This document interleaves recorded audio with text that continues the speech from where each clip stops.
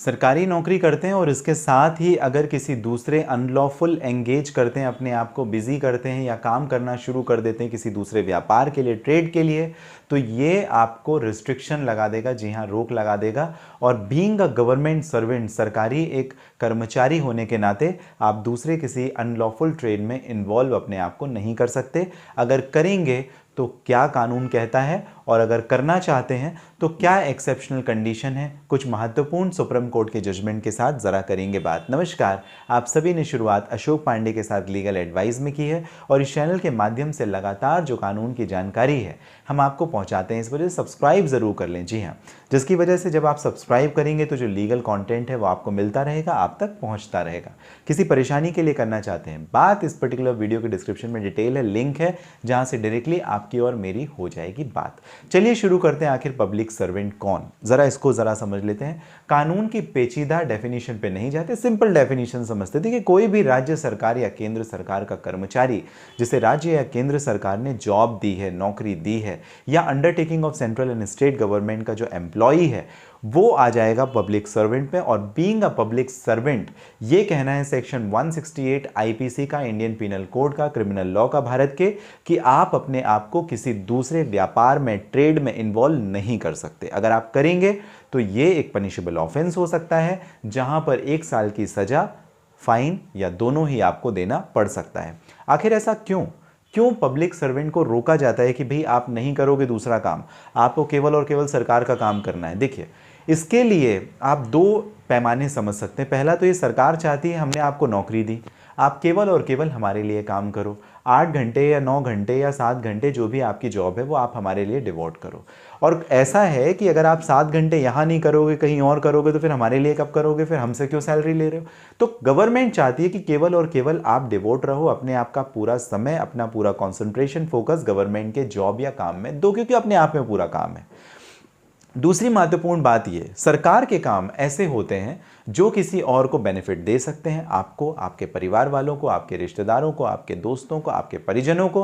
तो इस वजह से गवर्नमेंट नहीं चाहती कि किसी को भी गलत तरीके से एडवांटेज दिया जाना चाहिए। इस वजह से कोई ऐसा व्यापार आप करो जहां पर आप अलग से एक साइड में इनकम जनरेट करो और सरकारी नौकरी करते हुए वहां से आप पैसे लेने की कोशिश करो, अपनी सैलरी लो, तो ये दोनों ही चीजें एक साथ में परमिसिबल नहीं है। तो इस वजह से सेक्शन 168 कहता है कि जो पब्लिक सर्वेंट है वो अनलॉफुली अपने आप को किसी दूसरे ट्रेड में इन्वॉल्व नहीं कर सकता, और रिस्ट्रिक्शन लगाता है सेक्शन 168 आईपीसी।